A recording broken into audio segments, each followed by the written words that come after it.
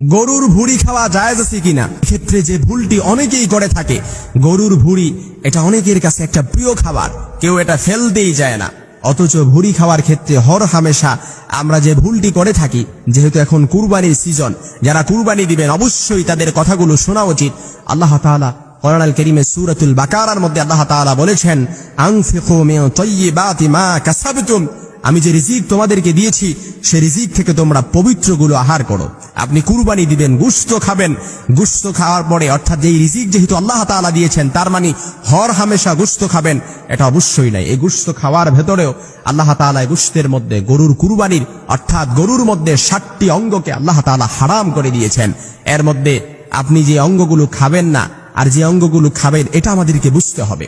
প্রথমত আদ-দামুল মাসফুহ অর্থাৎ রক্ত খাওয়া হারাম, তারপর অন্ডকোষ খাওয়া হারাম, তারপর মূত্রনালী খাওয়া হারাম, পুরুষ লিঙ্গ খাওয়া হারাম, স্ত্রীলিঙ্গ প্রাণীর স্ত্রীলিঙ্গ খাওয়া হারাম, তারপর উনসায়ান অর্থাৎ আপনাকে যেটা আপনি খেতে পারবেন না সেটা হচ্ছে কি মূত্রনালী খাওয়া হারাম, এমনকি পিত্তথলি খাওয়া হারাম। এই 60টি অঙ্গ ইসলাম আমাদেরকে হারাম করে দিয়েছে। ফতোয়া হিন্দিয়ার মধ্যে এসেছে, রদ্দে মুখতারের দেওয়া এসেছে, কিতাবুল উদহিয়ার অধ্যায়ের মধ্যে এসেছে, আপনি দেখে নিতে পারেন আপনার কনসেপশন আইডিয়া ক্লিয়ার করার জন্য। এজন্য গরুর ভুঁড়ি যখন আমরা খাবো অর্থাৎ আমরা এটা ইসলাম যেহেতু 60টি অঙ্গের ভেতরে গরুর ভুঁড়ি নেই, আপনি খেতে পারেন, এতে কোনো সমস্যা নেই। কিন্তু গরুর ভুঁড়ি খাওয়ার পরে অনেকেই যে খাওয়ার ক্ষেত্রে অনেকেই যে ভুলটি করে থাকে সেটা হচ্ছে অনেকেই আছে এটাকে ভালো করে পরিষ্কার করে তারপর রান্না করে খেয়ে ফেলে। কিন্তু ইসলাম অর্থাৎ ইসলামের মধ্যে অবশ্যই আছে আপনাকে পরিষ্কার পরিচ্ছন্ন করে যে কোনো আপনি খাবার খাবেন, এটাতে এই খাবারটার মধ্যে কি থাকতে হবে? অবশ্যই পরিচ্ছন্নতা থাকতে হবে। কিন্তু আজকের চিকিৎসকরা বলেছেন, চিকিৎসক মেডিকেল সায়েন্স প্রুভ করেছে, আপনি যখন গরুর ভুঁড়ি এটাকে ভালো করে ধুয়ে তারপর রান্না করে খেয়ে ফেলবেন, এটাতে অবশ্যই ময়লা থাকার সম্ভাবনা আছে। এক্ষেত্রে আপনি কি করতে হবে?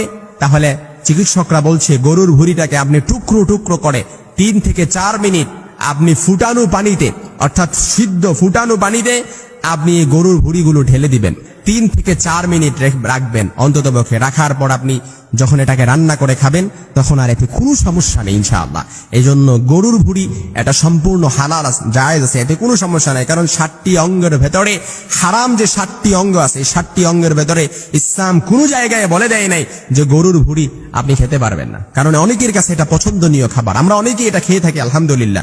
কিন্তু এক্ষেত্রে অবশ্যই আমরা যে ভুলটি করবো না, অর্থাৎ আপনি ঠান্ডা পানিতে অনেকে আছে পুকুরে, যারা গ্রাম অঞ্চলে আছে পুকুরের মধ্যে এই গরুর ভুঁড়ি ধৌত করে ভালো করে ধৌত করে সাথে সাথে রান্না করে খেয়ে ফেলে না।